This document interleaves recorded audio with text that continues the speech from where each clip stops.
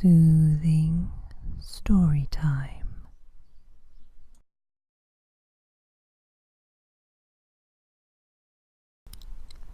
A woodlouse named Alice. The creatures of nature had gathered to tell stories under the falling leaves of the autumn trees. Beam went first. Alice the woodlouse was having a good evening. She didn't know yet that her plans would go wrong and she would need to set out on an adventure. The sun had gone down and the forest was dark now. She was making her way up the gaps in the bark of a huge tree.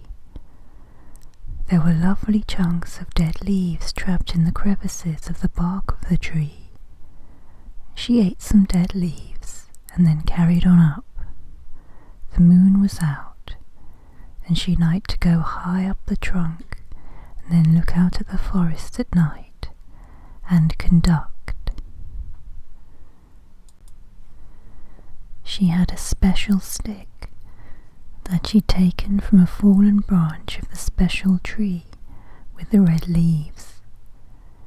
She liked to take out her special stick and pretend she was conducting the orchestra of the forest, the buzzing and songs of insects rubbing their wings together, the squeaks and calls of the animals, the rustling, the rain, the wondrous howling wind. It was all music to her. She prized herself out of the gap in the bark and took out her special stick.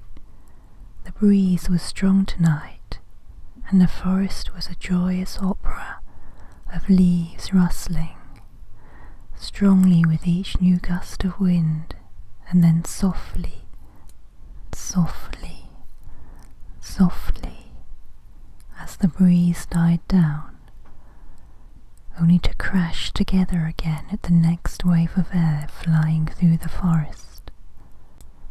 Well, Alice took her special stick and began to conduct, but she was so happy waving her legs about, she overbalanced. She grabbed tightly onto the bark to stop herself from falling, but in order to do so, she let go of her special conducting stick, and it tumbled away into the darkness and floated on the wind till the night took it, and it was lost to Alice's eyes. She waited in the darkness, first sad, then angry, then resigned, then sad again. The music in the darkness flowed out to her, but she could conduct no more. The special tree with the red leaves still grew in the forest. A new special stick could only come from that tree, so she would just have to go and get a new one.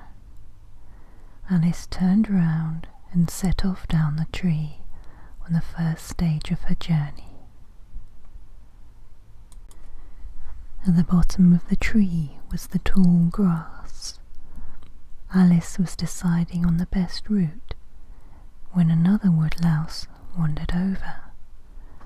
Algernon said hello and asked what Alice was up to. She explained about her lost special stick.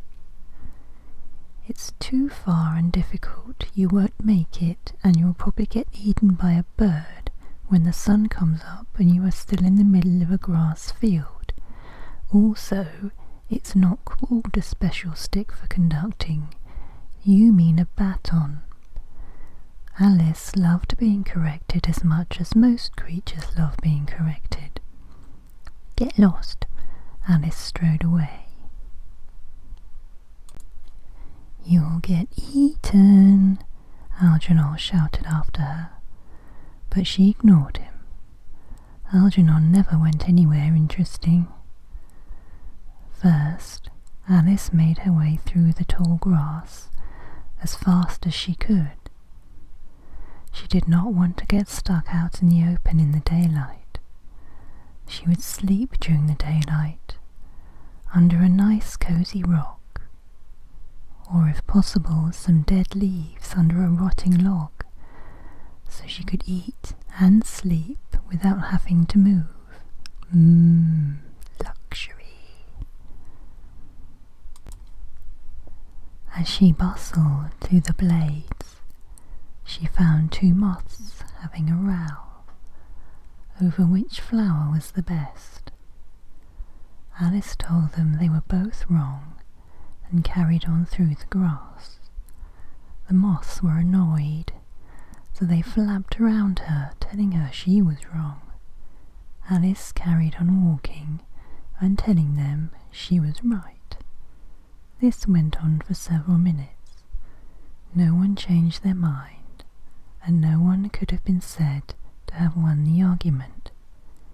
In the end, the moths got fed up and flew away in a huff. It had taken a few hours, but Alice was across the grass and had made it to the patch of nettles. She stopped to lunch on a few bits of old plants that had built up under the towering nettles. As she munched, she enjoyed the rustling of the leaves and wished she had a special stick to conduct. It was her favourite thing to do, even better than eating. She looked over to the next point she had to reach. Beyond the nettle patch was a branch that had fallen from a nearby tree. Then there was another patch of long grass stretching out to the trees all around. Alice was deciding on the best way to go when she had a feeling she was being watched. She looked round carefully and saw 8 eyes reflecting the starlight. A spider. She put down the bit of old plant and began to back away. The spider was sitting on a fallen leaf. Alice picked up a tiny twig as she crept backwards deeper into the nettle patch. There was a big gust of wind that blasted into the nettle patch. The spider jumped in fear. Alice threw the tiny twig. It caught the wind and bounced off the head of the spider, which jumped again and scuttled away. Alice ran as fast as she could through the fallen leaves and twigs under the nettle patch, in case the spider decided to come back. Eventually, she was on the fallen branch, looking out at the trees. She could just make it to the trees by daylight if she went as fast as she could. So that's just what she did. Alice scuttled round grass and over stones, along twigs, fell off, got back up, carried on, said hello to a caterpillar, yelled up at some sort of insect in the dark. She wasn't sure what. Just avoided getting trampled by a passing fox. Watched an owl swoop past, which was beautiful and terrifying. Shouted more greetings to other things she couldn't see in the dark. Got temporarily stuck to a slug. Tried to hitch a ride on a mouse but fell off. Stubbed her leg on a pebble and walked with a wobble for a bit, and finally, just to make everything especially difficult, the sky clouded over, the breeze turned into a gale and brought rain clouds that dropped huge raindrops, making Alice run as fast as she could, because when they hit her, she was knocked flying into the air and tumbled off into the grass. Eventually, soggily, and with a fierce determination she arrived at the base of a tree, skirted round it to avoid the driving rain, and dragged her tired body up the bark of the tree to a crevice that no animal or bird would be able to get to, and wedged herself in as far as she could. The clouds were lightening a little as the sun came up, but the heavy rain would keep the whole day dark. But Alice did not care, as she ate a few dusty bits of foliage that had ended up in the gaps in the bark. Then, satisfied with a hard night's work completed, she slept. Alice didn't set out till dark. It had rained all day, and it had rained hard. It was still raining. Everything was soaked. There were now large puddles where there had been none, but to Alice they were the size of lakes.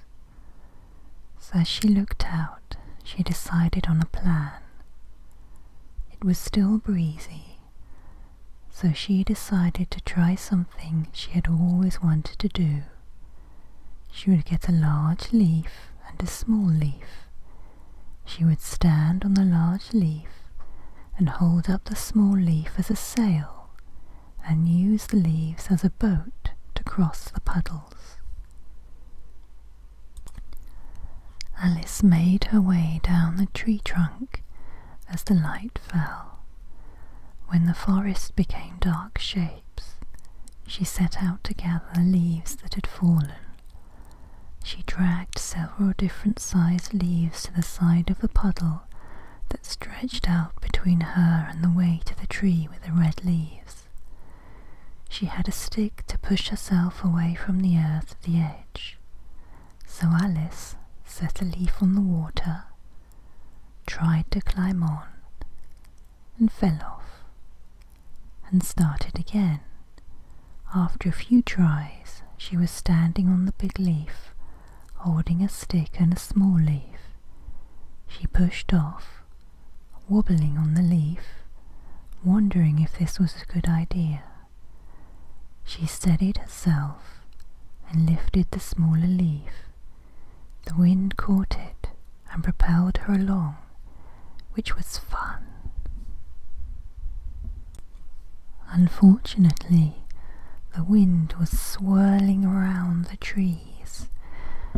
She sailed east for a bit, then west for a bit, briefly to the north, then briefly south. After a while, she got the hang of sailing and only put the sail up when the wind blew in the direction she wanted to go. It took a while, but she got there.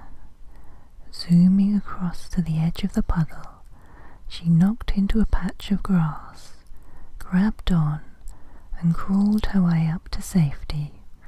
A little boat floated back out on the puddle, and she waved it goodbye. It was slow going to the next tree. The earth was sodden, and Alice had to crawl on large grasses and sticks and fallen leaves to keep out of the water. As the night wore on, she saw there was another puddle up ahead, so she began to look around for sturdy leaves. But then there was a rustling and a thumping as a huge rabbit came out of the dark behind Alice. She took a chance and ran forward, jumped, and managed to grab onto the rabbit, who didn't notice the tiny woodlouse. The rabbit carried on ahead, then turned to run round the next two large puddles. Alice was having a lovely time. The night flashed past her, and she was getting closer and closer to the tree with the red leaves. The rabbit stopped to listen.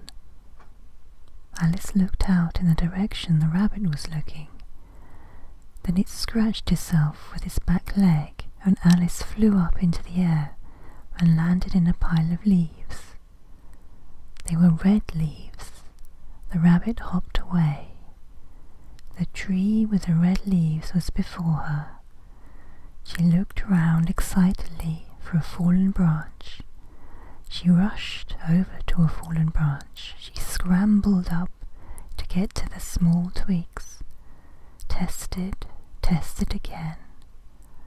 One end of a little branch looked small enough.